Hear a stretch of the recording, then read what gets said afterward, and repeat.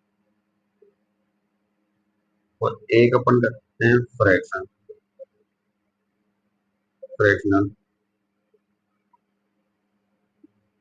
भिन्न वाली, जितनी भी ये भिन्न वाली संख्या आती है, जैसे मैंने 1/2 लिखा, जैसे मैंने 3/2 लिखा माइनस में, मैंने यहाँ पर 10/5 लिखा या 3 लिखा, पी अपॉन वाली, तो पी अपॉन क्यू वाली जो संख्या आ जाएगी वो सारी की सारी किसके अंदर आ जाएगी, फ्रैक्शन में आ जाएगी। अब यहाँ पर इंटीजर यानी पूर्णांक, पूर्णांक में कौन सी संख्या आएगी, पूर्णांक के अंदर वो संख्या आती है जो माइनस के अंदर भी हो और प्लस के अंदर ही, फ्रैक्शन में नहीं होनी चाहिए, भिन्नों के अंदर नहीं होनी चाहिए। तो यहाँ पर फ्रैक्शन के अंदर जो होगी तो वो अलग से हमने रखी है, और इंटीजर में ये होगी कि फ्रैक्शन को छोड़ दो, इसके अंदर फ्रैक्शन को छोड़ दो, यहाँ पर जो रूट वाली है वो वैल्यू भी इसके अंदर आ जाएगी, लेकिन यहाँ पर रूट फोर की वैल्यू यहाँ पर 2 निकलती है, रूट 9 की वैल्यू यहाँ पर 3 निकलती है, तो वो सारी सारी कौन सी जाएगी, वो इंटीजर जाएगी। जैसे कि इधर से -3, -2, -1, 0, 1, 2, 3, ये आगे चलता रहेगा कंटिन्यू इनफाइनाइट तक, उधर भी इनफाइनाइट होगा पॉजिटिव में और नेगेटिव में भी इनफाइनाइट होगा, तो इधर और इधर दोनों तरफ इनफाइनाइट वैल्यू होगी, बीच में यहाँ पर जीरो होगा, यहाँ पर इसको कहते हैं अपन इंटीजर। अब इंटीजर के अपन दो पार्ट करते हैं, तीन पार्ट करते हैं, इसमें दो नहीं, एक इसके अंदर जीरो अलग हो जाएगा, जैसे एक होता है इसके अंदर,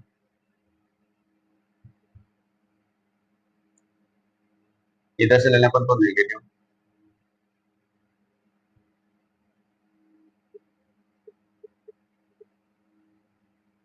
एक होता है इसके अंदर जीरो, और एक होता है इसके अंदर पॉजिटिव, पॉजिटिव नेगेटिव में ये वाली संख्या सारी की सारी किसके अंदर आ जाएगी, नेगेटिव में, और ये पॉजिटिव वाली इस पॉजिटिव में आ जाएगी, प्लस वाले में जाएगी, माइनस वाली माइनस में जाएगी, इसको अपन ऋणात्मक कहते हैं, शून्य और धनात्मक। यहाँ पर शून्य इसके अंदर आ जाएगा, माइनस वाली जितनी भी संख्या है वो सारी इसमें आ जाएगी, 1 2 3 4 5, ये इसके अंदर आ जाएगी। अब यहाँ पर अपन देखें तो अगर मैं जीरो को और इस वाले को शामिल करता हूँ, जीरो को और पॉजिटिव वाली संख्याओं को मैं शामिल करता हूँ, तो एक संख्या बनती है पूर्ण संख्या, पूर्ण संख्या, होल नंबर, होल नंबर बनता है, होल में जाएगा 0 1 2 3 4, ये सब कुछ आ जाएगा। और अगर अपन अलग से लें, इसको अलग से लें पॉजिटिव वाली नंबर को, तो यहाँ पर वो नंबर बनेगा प्राकृत, जो अपन सबसे छोटी संख्या मानते हैं इसको। जब अपन छोटी क्लास में पढ़ते हैं तो इनको सबसे छोटी संख्या मानते हैं, नेचुरल नंबर सबसे छोटी संख्या ये मानी जाती है। अब नेचुरल नंबर के अपन अलग से बात करते हैं, यहाँ पर जो ये स्ट्रक्चर बना हुआ है, ये सिस्टम है, ये नंबरों का क्या है, सिस्टम है, सिस्टमेटिक अपन को इस नंबर को पढ़ते हैं अपन 9 क्लास में, नहीं तो अपन जैसे छोटी क्लास में पढ़ते हैं तो पहले अपन पढ़ते हैं प्राकृत संख्या को, उसके बाद में अपन पढ़ते हैं फिर पूर्ण संख्या को, पूर्ण संख्या के बाद में आते हैं अपन इंटीजर पे, और इंटीजर के बाद में अपन परिमेय संख्या पढ़ते हैं, ये भिन्न वगैरह अपन उन्हीं क्लासों में पढ़ लेते हैं इनके साथ में। फिर परिमेय के बाद में अपरिमेय संख्या के बारे में जानते हैं, परिमेय के साथ अगर परिमेय संख्या आ रही है तो वहां पर अपरिमेय संख्या पे अपन पढ़ते हैं। उसके बाद में 10th क्लास में आते हैं, 9th क्लास में आते हैं, तो फिर ये रियल नंबर वास्तविक संख्या होती है, और 10th क्लास तक की संख्या के बारे में अपन पढ़े, सबसे बड़ी संख्या मानी जाती है वास्तविक संख्या, लेकिन वास्तविक संख्या सबसे बड़ी संख्या नहीं, वास्तविक संख्या से बड़ी भी संख्या होती है, और वो कौन सी होती है, कॉम्प्लेक्स नंबर होती है, ये सम्मिश्र होती है, सम्मिश्र, सम्मिश्र संख्या, तो सबसे बड़ी सम्मिश्र संख्या होती है। तो वास्तविक 10th क्लास तक अपन सबसे बड़ी संख्या मान सकते हैं, लेकिन जैसे अपन 11th क्लास में जब मैथ पढ़ते हैं तो सबसे बड़ी संख्या कौन सी हो जाएगी, सम्मिश्र हो जाएगी, तो सबसे बड़ी सम्मिश्र होती है, उससे छोटी वास्तविक होती है, ये जैसे जैसे चलते रहेंगे छोटी होती जाएगी, और लास्ट में प्राकृत संख्या ये सबसे छोटी मानी जाती है, इसको सबसे पहले पढ़ते हैं, ठीक है। अब प्राकृत संख्या के भी कुछ पार्ट है, प्राकृत संख्या के अपन अलग अलग पार्ट करेंगे, यहाँ पर 4 पार्ट अपन करने वाले हैं, इसके 4 पार्ट इस पे तो आएंगे नहीं, तो यहाँ पर मैं इसको साइड में कर रहा हूँ। प्राकृत, नेचुरल। अब नेचुरल के यहाँ पर चार पार्ट होते हैं। नेचुरल के अपन यहाँ पर चार पार्ट करने वाले हैं। सबसे पहला आता है इवन, सम संख्या जिसको अपन कहते हैं सम। एक आता है ओड, इसको आप विषम कहते हो। एक आता है प्राइम, अभाज्य। एक आती है कंपोजिट।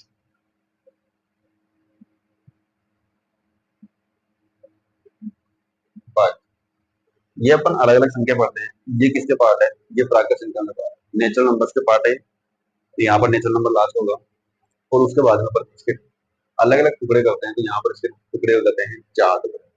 चार के अंदर एक हो जाएगी सम संख्या, एक हो जाएगी विषम संख्या, एक हो जाएगी अभाज्य संख्या और एक हो जाएगी भाज्य संख्या। तो सबसे पहले अपन देखिए तो सम संख्या कौन सी होती है? सम संख्या होती है जिसके अंदर दो से डिवाइड हो जाए वो सारी संख्या हो जाएगी सम। चार, छह, ये चलती रहेगी। विषम, इन सम संख्या को छोड़ दो बाकी सारी क्या हो जाएगी? विषम हो जाएगी। ठीक है। अभाज्य संख्या कौन सी होगी? ऐसी संख्या जिनका फैक्टर कितने हो? दो फैक्टर हो, और जिनके फैक्टर तीन हो जाएंगे वो भाज्य के अंदर आएगी। तो जिनके फैक्टर कितने होंगे? Only for two. और टू भी कौन सा? एक तो यहाँ पर होगा वन और यहाँ पर एक होगा, वो खुद वही नंबर इट सेल्फ। एक खुद नंबर होगा, एक होगा। ऐसे नंबर्स के फैक्टर वो नंबर ही कहलाते हैं अभाज्य। सबसे पहले वो कौन सा नंबर आता है? टू। फिर कौन सा आता है? थ्री, फिर फाइव, सेवन, चलता रहे। अब इनको छोड़ दो और वन को छोड़ दो, बाकी सारे नंबर किसमें आ जाएंगे? भाज्य में आ जाएंगे। जिसके फैक्टर निकलते हैं तीन, एक खुद और उसके अलावा बहुत ज्यादा निकलेंगे, जैसे कि तीन, चार, पांच, छह, कुछ भी निकल सकते हैं। लेकिन कम से कम कितने होने चाहिए? तीन होने चाहिए। एक और इटसेल्फ खुद के अलावा और एक अन्य और फैक्टर होना चाहिए। तो उसको अपन क्या कहेंगे? भाज्य कहेंगे। सबसे छोटी भाज्य संख्या होगी चार, छह, आठ, और कंटिन्यू चार से स्टार्ट हो जाएगी। सम के बाद में जितनी भी संख्या आती है फिर वो बढ़ती जाएगी। अब यहाँ पर सब में दो से स्टार्ट होता है, दो यहाँ पर अब भाज्य संख्या होती है इसीलिए यहाँ पर इसको भाज्य में नहीं रखते। चार से स्टार्ट होती है, बाकी संख्या लेके हम यहाँ पर आठ के बाद में नौ भी इसके अंदर शामिल होगा क्योंकि इसके फैक्टर भी ज्यादा है। तो विषम भी कंबाइंड इसके अंदर हो जाती है भाज्य के अंदर। ठीक है। ये होता है अपना एक स्ट्रक्चर जिसको अपन संख्या पद्धति के नाम से जान रहे हैं, और इसका आपको नॉलेज होना चाहिए नंबर सिस्टम अगर आप 9th क्लास पढ़ते हो तो। ठीक है। बाकी ये अपना स्ट्रक्चर है, इसके ऊपर जो क्वेश्चन बनता है उस क्वेश्चन की अपन बात कर लेते हैं कि यहाँ से क्वेश्चन किस प्रकार से बनेगा। 9th क्लास के अंदर एक्सरसाइज के अंदर भी क्वेश्चन इसके और एग्जाम्पल भी क्वेश्चन। यहाँ पर अपन देखते हैं कि जैसे कि मैंने कहा कि वास्तु संख्या यहाँ पर 10th क्लास तक अपन बड़ी संख्या मानते हैं, उससे बड़ी संख्या होती है समुच्चय संख्या जो 11th क्लास में आप पढ़ते हो। तो इन संख्याओं से जो क्वेश्चन बनता है और ट्रू फॉल्स वाला क्वेश्चन बन जाता है यहाँ से, सत्य सत्य वाला, वो किस प्रकार से बनेगा ये यहाँ पर अपन बात करते हैं। तो जैसा कि मैंने कहा कि वास्तविक संख्या सबसे बड़ी है, और ऐसे जैसे जैसे जैसे अपन इस चार्ट के अंदर अपन नीचे बढ़ते हैं तो वो संख्या छोटी आती है। तो सबसे छोटी संख्या इनमें भी है, ये छोटी संख्या है, लेकिन इसमें संख्या इंक्लूड कौन सी है? नेचुरल। नेचुरल यहाँ पर सबसे छोटी संख्या मानी गई है, और नेचुरल के बाद में जैसे जैसे अपन ऊपर बढ़ाते हैं तो ये संख्या बढ़ती जाती है। इनमें संख्याएं जुड़ती जाती है, इंक्लूड हो जाती है, और बहुत सारी संख्या ये बन जाती है, एक बड़ा रूप ले लेती है। ये वास्तविक संख्या। अब इसमें क्वेश्चन किस प्रकार बनेगा देखो। जैसे कि इसने क्वेश्चन बनाया है कि सभी की सभी प्राकृत संख्या, जितनी प्राकृत संख्या है, ऑल ऑल नेचुरल नंबर्स, जितनी भी प्राकृत संख्या है वो सारी की सारी क्या संख्या पूर्ण संख्या कहला सकती है क्या? इसने कहा कि जितनी भी प्राकृत संख्या है वो सारी की सारी पूर्ण संख्या हो जाएगी। All natural numbers is whole numbers. तो यहाँ पर अपन देख रहे हैं कि एक से स्टार्ट हो रही है कौन सी प्राकृत संख्या? कहाँ से स्टार्ट होती है? एक से स्टार्ट होती है। और प्राकृत संख्या एक से स्टार्ट हो रही है तो अपन इसमें देख रहे हैं कि पूर्ण संख्या जीरो से स्टार्ट हो रही है। पूर्ण संख्या कहाँ से स्टार्ट हो रही है? जीरो से स्टार्ट हो रही है। तो अपन यहाँ पर देख पा रहे हैं कि जितनी संख्या है प्राकृत के अंदर वो सारी की सारी संख्या इसके अंदर आ रही है, तो अपन इसको कह सकते हैं कि जितनी प्राकृत संख्या है वो सारी की सारी क्या हो जाएगी, पूर्ण संख्या हो जाएगी। लेकिन अपन बात करें जस्ट उसका उल्टा, कि क्या सभी की सभी पूर्ण संख्या है प्राकृत संख्या हो जाएगी, तो नहीं होगी यहाँ पर, ये असत्य हो जाएगा, क्योंकि इसके अंदर जीरो है, उसके अंदर जीरो नहीं आएगा। अपन उधर से बात करते हैं तो यहाँ पर सत्य होगा, ट्रू होगा। लेकिन जैसे अपन पूर्ण संख्या से प्राकृत संख्या से बात करते हैं तो यहाँ पर असत्य हो जाएगा। फिर यहाँ से अपन बनाए कि पूर्ण संख्या, जितनी की सारी पूर्ण संख्या है वो सारी की सारी संख्या है इंटीजर होती है, पूर्णांक होती है। Every whole number is integer number. तो यहाँ पर भी अपन देखें तो ये सत्य हो रहा है, क्योंकि इंटीजर वाले में जीरो से स्टार्ट होती है, जीरो भी इसके अंदर शामिल है, 1 2 3 4 5 सारे के सारे नंबर के अंदर इंक्लूड है। तो अपन पूर्ण संख्याओं को पूर्णांक संख्या कह सकते हैं। जितनी की सारी सारी संख्या है पूर्ण संख्या, वो सारी की सारी किसके अंदर आ रही है, वो पूर्णांक के अंदर आ रही है। जितनी भी नेगेटिव संख्या है वो भी पूर्णांक के अंदर आ रही है। तो अपन प्राकृत को और पूर्ण संख्याओं को, नेचुरल नंबर्स और होल नंबर्स को अपन इंटीजर कह सकते हैं। तो यहाँ पर ये क्या हो जाएगा, सत्य हो जाएगा। फिर अपन बात करें तो उल्टा, क्या सभी से भी पूर्णांक संख्या पूर्ण संख्या हो जाएगी, तो नहीं होगी, क्योंकि अंदर नेगेटिव आती है, पूर्ण में नेगेटिव नहीं आती, उसके अंदर नेगेटिव नहीं आती। बात करें आगे, तो क्या सभी की सभी पूर्णांक संख्याएं परिमेय संख्या होती है, हाँ होती है, क्योंकि इसके अंदर बटाबटी की संख्या आएगी। तो अपन इन संख्याओं को बटाबटी के रूप में आप रिप्रेजेंट कर सकते हो, ठीक है। इन सभी के नीचे आप वन वन लगा दो, ये बन जाएगी पी अपॉन क्यू, और पी अपॉन क्यू में बनने वाली संख्या, पी अपॉन क्यू में बनने वाली संख्या को अपन क्या कहते हैं, परिमेय संख्या कहते हैं। तो यहाँ पर प्रत्येक पूर्णांक संख्या, every integer number is rational number. क्या सभी पूर्णांक संख्या परिमेय संख्या हो जाएगी, हाँ हो जाएगी। लेकिन जैसे अपन उल्टा चलते हैं तो सभी की सभी परिमेय संख्या है पूर्णांक संख्या नहीं होगी। क्यों नहीं होगी, क्योंकि इसके अंदर फ्रैक्शन आ रहा है, तो फ्रैक्शन तो अलग है, फ्रैक्शन नंबर तो अलग है ना। इसी प्रकार से यहाँ पर अपन देखें तो परिमेय संख्या अपरिमेय संख्या होती है, नहीं होती, और अपरिमेय संख्या परिमेय संख्या होती है, नहीं होती। यहाँ पर बिल्कुल कॉम्बिनेशन, आप उल्टा करो या सही करो, सीधा रखो या फिर उल्टा करो, कभी भी ये सत्य नहीं होगा, ट्रू नहीं होगा। लेकिन अब इन सब की बात करें, इन सभी संख्याओं की बात करें, तो सभी के लिए सत्य होता है कौन, वास्तविक संख्या। अपन बात करें प्राकृत संख्याओं को, इसके अंदर रखने की तो सत्य है, पूर्ण संख्या को इसमें रखने की वो भी सत्य है, और इधर नेगेटिव पॉजिटिव इंटीजर वाला पूरा का पूरा इसके अंदर शामिल है, परिमेय संख्या इसके अंदर शामिल है, अपरिमेय संख्या इसके अंदर शामिल है। अगर इन सब संख्याओं को अपन लेके इसकी बात करें तो सबके लिए सत्य है, लेकिन इसकी बात करें किसी भी एक को लेकर, वो बात असत्य है, वो फॉल्स हो जाएगी। कि प्रत्येक वास्तविक संख्या परिमेय होती है, नहीं होती, प्रत्येक वास्तविक संख्या परिमेय होती है, नहीं होती, प्रत्येक वास्तविक संख्या भिन्न होती है, नहीं होती, प्रत्येक वास्तविक संख्या पूर्णांक होती है, नहीं होती। तो कोई सी भी संख्या इसके अंदर नहीं होती। लेकिन जैसे नीचे से ऊपर चलते हैं तो यहाँ पर कुछ चीजें अपने को फैक्ट में सत्य मिलती है, ठीक है। अब देखते हैं अपन कुछ एक्सरसाइज वन पॉइंट वन के अकॉर्डिंग, जो क्वेश्चन बन रहे हैं एग्जाम्पल के अकॉर्डिंग, वहां पर उनकी बात करते हैं। तो आप इस लेक्चर को नोट जरूर कीजिएगा। इसके बाद हम बात करने वाले हैं परिमेय संख्या। किसी भी दो नंबर को लेकर अपन बीच में उनमें परिमेय संख्या कितनी निकाल सकते हैं, एक दो तीन या अनंत निकाल सकते हैं, तो उनके अपन बात करते हैं। तो यहाँ पर अपन टॉपिक लेते हैं परिमेय संख्या।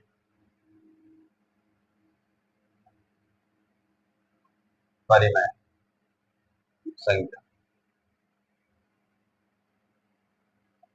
Rational number. परिमेय संख्या की बात करते हैं तो यहाँ पर अपन देखेंगे कि कोई सी भी दो संख्या अगर आप लेके उन दो संख्याओं के बीच में आप परिमेय संख्या निकाल रहे हो, तो आप कितनी निकाल सकते हो, एक दो तीन या फिर 10 या 15 या 20 या फिर 1000 100, आप कितनी परिमेय संख्या उसके बीच में से आप निकाल सकते हो, तो उसके ऊपर बात करेंगे।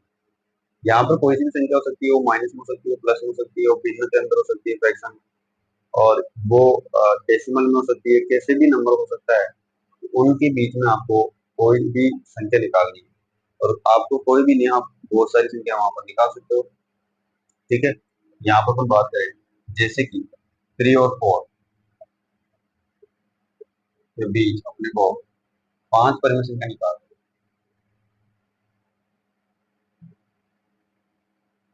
क्या निकालना है, 5 रेशनल नंबर निकालना है। यहाँ पर एक फॉर्मूला होगा, आप उसको जरूर पढ़ें, क्योंकि यहाँ पर एक अगर आप बुक से पढ़ते हो तो उसके अंदर बेसिक जो फॉर्मूला दे रखा है वो फॉर्मूला दे रखा है ये वाला, ए प्लस बी अपॉन, लेकिन ये बहुत लेंथ हो जाता है तो अपन इस फॉर्मूले से नहीं करेंगे, अपन शॉर्ट फॉर्मूला यूज करते हैं। ये बुक के अकॉर्डिंग करवा रखा है तो अपन इससे नहीं करेंगे। अपन देखते हैं यहाँ पर एक फॉर्मूला होगा एन, एन यहाँ पर होगा नंबर ऑफ रेशनल, ये आपको निकालने के लिए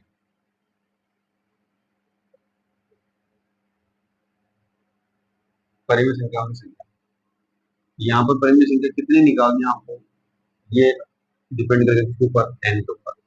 और एन कहाँ से लेना है ये क्वेश्चन के अंदर होगा। इसके लिए फॉर्मूला है N plus one, N plus one आपको करना है।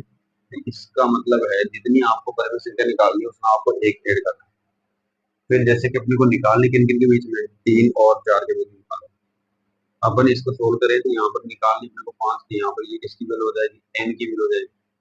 यहाँ से एन की वैल्यू हो गई थी, यहाँ पर चार प्लस एक कितना हो जाता है, सॉरी एन की वैल्यू यहाँ पर पांच है, ये हो जाती है एन की वैल्यू। तो एन की वैल्यू यहाँ पर पांच है तो पांच प्लस एक कितना हो जाता है, छह हो जाता है।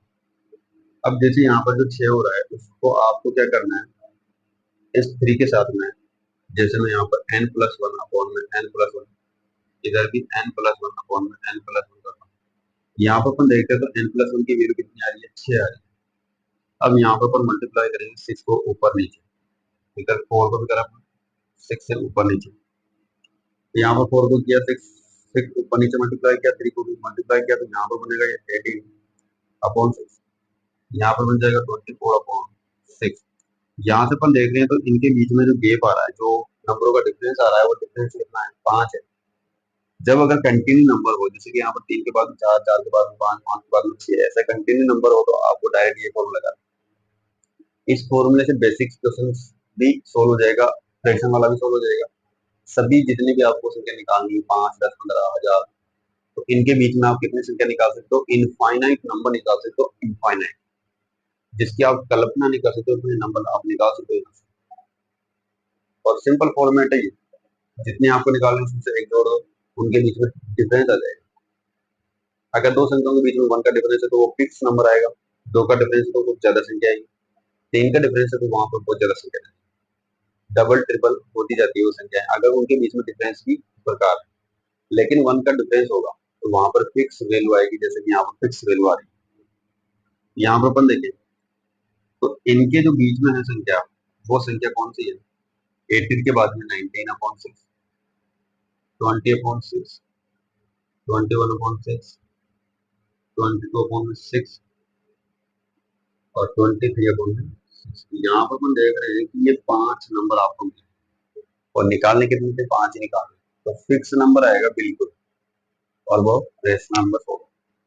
रेशनल नंबर की डेफिनेशन ये होती है कि वो पी अपॉन क्यू में रिप्रेजेंट करें, तो पी अपॉन क्यू में रिप्रेजेंट करने वाली जो संख्या होती है वही तो अपने पास क्या होती है, परिमेय संख्या होती है। इस प्रकार से आप बहुत सारी संख्याओं का एग्जाम्पल ले सकते हो। ठीक है, देखते हैं अगला नेक्स्ट एग्जाम्पल। यहाँ पर क्वेश्चन था केवल सिंपल फॉर्मेट के अंदर, केवल प्राकृत संख्या को लेकर। अब परिमेय संख्या आ जाए तब क्या करना है, उसके लिए अपन देखते हैं फॉर्मूला यही यूज होगा। इसमें अपन देखें जैसे कि वन अपॉन टू आ रहा है, थ्री अपॉन टू आ रहा है, यहाँ पर अपन को जैसे कि संख्या निकालनी थी, 10 परिमेय संख्या निकालनी, इनके बीच में कितनी संख्या निकालनी, 10 परिमेय संख्या निकालनी, कितनी निकालनी, 10। ये क्या हो गया, एन का मान। तो सबसे पहले करना क्या है, एन प्लस वन करना है, तो 10 प्लस वन कितना हो गया, 11 हो गया। आपको हमेशा यही करना है, सबसे पहले यही करना है आपको। जैसे यहाँ पर नंबर लिखा है ऊपर वाला, ये आपको यहाँ से नोट करना है, यहाँ पे लिखना है।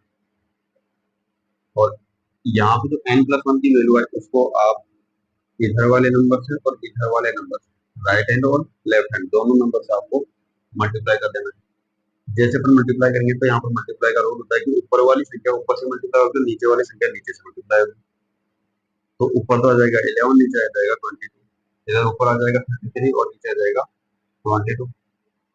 अपने को यहाँ पे करना कुछ भी नहीं है, जो डिनोमिनेटर वाली वैल्यू होती है, जो हर वाली वैल्यू होती है उसको अपने को बराबर करना है। जैसे अपन बराबर करते हैं तो उनके ऊपर जो भी संख्या आएगी उनके बीच का गैप वो कौन सी संख्या में बदल जाएगी, परिमेय संख्या में जाए, उनके बीच वाली गैप अपन देख नीचे इक्वल करें। अब यहाँ पर अपन देख पा रहे हैं कि इसके अंदर गैप आ रहा है और 10 संख्याओं का नहीं, इसके अंदर ज्यादा संख्याओं का आ रहा है। इसके अंदर अपन देख पा रहे हैं तो बहुत सारी संख्याओं का आ रहा है, क्योंकि यहाँ पर डिफरेंस है, पहले एक नंबर का डिफरेंस है। यहाँ पर 1/2 के बाद में 2/2 आता है, 3/2 बाद में आता है। यहाँ पर एक नंबर का डिफरेंस है, इसलिए यहाँ पर नंबर ज्यादा है। इसकी जो परिमित संख्या जाएगी वो जाएगी 12/22, 13/22, 14/22, 15/22, 16/22, 17/22, 18/22, 19/22 और 20/22, 21/22, 21 और 22 के बाद में तो भाई अब देखो यहाँ पर अपन चेक कर पा रहे हैं कि 10 संख्या तो यही हो गई कंप्लीट। 1 2 3 4 5 6 7 8 9 10 और 11 हो गई। तो संख्याएं बहुत सारी है, इसके अंदर अपन को लिखना कहाँ तक है, 33 से लिखना होता है, लेकिन अपन को लिखनी कितनी है, 10 लिखनी है। इसके अकॉर्डिंग तो लिखना है अपने को 11 से आगे और 33 से पहले। तो यहाँ पर 32 तक अपन लिखेंगे, 32 तक, और यहाँ से 12 से लेकर स्टार्ट करेंगे और 32 तक लिखेंगे। लेकिन अपने को लिखनी कितनी है, 10 लिखनी है, इसलिए हमने कितनी लिखी है यहाँ पर, 10 लिखी है। जैसे मैंने पहले भी कहा था कि अगर डिफरेंस उन दो नंबर के बीच में ज्यादा का है तो यहाँ पर संख्या ही ज्यादा निकलेगी। एक का डिफरेंस बिल्कुल होगा या उनके बीच में डिफरेंस नहीं होगा तो वहां पर फिक्स नंबर आएगा। अब जैसे डिफरेंस आ जाता है वो संख्या ज्यादा हो जाती है, एक का डिफरेंस आएगा तो संख्या ज्यादा हो जाएगी। डिफरेंस नहीं होगा तो वहां पर फिक्स वैल्यू आएगी। जैसे अभी 3 4 का लिया था एग्जाम्पल, 3 4 में कोई डिफरेंस नहीं था, बस उसके जस्ट बाद में नंबर आ थी, एक का नंबर डिफरेंस था, उसमें से इसको घटाते तो एक नंबर आता है। लेकिन यहाँ पर कुछ संख्या बीच में से छूटी हुई है, 3 4 में कोई नंबर छूटा हुआ नहीं था। इस प्रकार से यहाँ पर इन संख्याओं को अपन सोल्व कर सकते हैं। तो यहाँ पर परिमेय संख्या निकालना ही पहली एक्सरसाइज के अंदर है अपने पास, और पहली एक्सरसाइज के अंदर यही है। पहली एक्सरसाइज के अंदर पहले तो अपने को जो स्ट्रक्चर बनवाया था, जो संख्या पत्ती को समझाने वाला जो एक चार्ट था, उस चार्ट के अंदर से क्वेश्चन बनेगा, ये प्राकृत संख्या है, वो संख्या होती है या नहीं होती, वो सत्य असत्य वाले क्वेश्चन आएंगे। बाकी इसके अंदर परिमेय संख्या वाले आएंगे कि दो संख्या के बीच में कितनी परिमेय संख्या आप निकाल सकते हो, तो इनफाइनाइट निकाल सकते हैं अपन। निकाल के आपको दिखानी है, तो यहाँ पर निकाल के आपको आंसर बताना होगा। ठीक है, तो इसी प्रकार क्वेश्चन है, बाकी क्वेश्चन और आप ले सकते हो। जैसे इस कोई फ्रैक्शन आ जाए, कोई फ्रैक्शन ऐसा आ जाए जिसके अंदर नीचे वाले वैल्यू सेम नहीं है, जैसे यहाँ पे 2/3 और 5/4, जैसे यहाँ पे 3 आ रहा है, यहाँ पे 4 आ रहा है।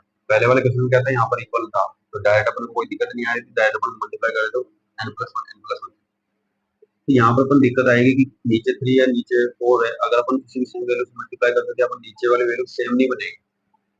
ध्यान देना यहाँ पर कि अगर अपन नीचे वाले वैल्यू को मल्टीप्लाई करते हैं n+1 करके, तो यहाँ पर वैल्यू सेम नहीं आएगी बिल्कुल, क्योंकि यहाँ पर 4 है और यहाँ पर 3 है। जैसे मान लो सपोज में मेरे को 10 संख्या निकालनी, जिसमें को यहाँ पे 10 परिमित संख्या निकालनी है, तो मैं करूंगा 10+1, क्योंकि फॉर्मूला होता है अपने पास n+1 का, ये बन जाएगा 11। अगर मैं यहाँ पर 11 से मल्टीप्लाई करता हूँ, नीचे यहाँ पर 33 बनेगा, यहाँ पर 44 बनेगा। अब जो संख्याओं का डिफरेंस है वो तो नीचे आ रहा है, ऊपर नहीं आ रहा, ऊपर कम आ रहा है नीचे ज्यादा आ रहा है। यहाँ पर अपन देख पा रहे हैं कि इन संख्याओं से नीचे वाली वैल्यू इक्वल नहीं आएगी, और अपने को हमेशा यहाँ पर ध्यान रखना है कि नीचे वाली वैल्यू इक्वल आनी चाहिए, नीचे वाली जो संख्या है वो सेम होनी चाहिए। इन संख्याओं को सेम करने के लिए क्या करते हैं, अपन क्रॉस मल्टीपल कर लेते हैं, इस 4 को इससे मल्टीप्लाई कर लेते हैं और 3 को इससे मल्टीप्लाई कर लेते हैं। और मल्टीप्लाई ऐसा नहीं करेंगे, मल्टीप्लाई अपॉन करेंगे, परिमेय संख्या का अंतर करेंगे। यहाँ पर अपन करने वाले हैं इस 2/3 को तो अपन करेंगे 4 से मल्टीप्लाई, तो यहाँ पर ऊपर नीचे 4 से मल्टीप्लाई करेंगे। इधर है 5/4, इसको अपन मल्टीप्लाई करने वाले हैं 3 से। इससे अपने को फायदा क्या है कि नीचे वाली जो वैल्यू है वो सेम हो गई। यहाँ पर अपन देखें तो मल्टीप्लाई करेंगे इनको, ऊपर वाला तो बन जाएगा 8, नीचे वाला बन जाएगा 12, ऊपर वाला बनता है यहाँ पर 15 और नीचे वाला बनता है यहाँ पर 12।